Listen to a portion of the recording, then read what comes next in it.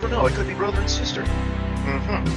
If they're clearly different race and they're holding hands, oh, and then we get the canard. These people may have been dating for 30 years. Nigga, if they're 25 years old, they've been dating for 30 years. You can say the darndest things. Post some shit about some half-naked man in a gym working out, some woman's talking at him, and then what, her boyfriend pulls her away.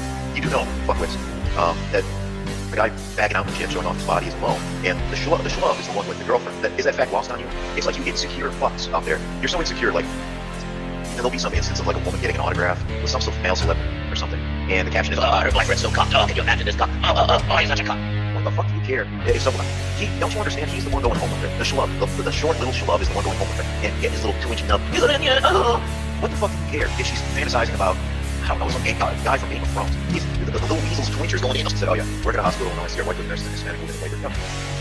And like I said, I'm sure Maria is not worried about how will her wetback husband pay the $40,000 delivery fee. You know, I imagine it's sort of like somebody sent me a clip of some movie, and it was like homeless people were fucking in a car, and then they said like a raccoon climbed in and gave birth and shot them and sent out the back window. That's what I imagine those pregnancies are like. Just a living descendant. You know, she's not going to worry about $40,000. You know, how are you going to pay for it? I mean, it's a little miracle, a little baby, a little Mexican jumping baby. Beautiful, beautiful. She's not going to worry about how is Pedro going to pay for that. That's why they go to the ER. That's why they go to the emergency room. That's why they're on that medication. Okay? Only Becky with a good hair is going to assist browbeat her Peckerwood husband into opening up those pockets, shaking them out, turning them upside down by little angles, and making sure he's paying it up. Okay. Why I'm not taking something for free? I have my dignity. You may take my country, you may take my culture, but you won't take my dignity. No sir. I insist on paying full freight.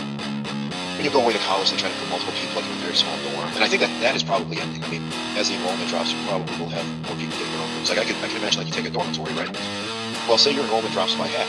Best way to cover that up is for each student to get their own room. So previously, like a room that would have been shared with 2 people, sometimes 3 depending on the configuration, but let's say 2 people in a room.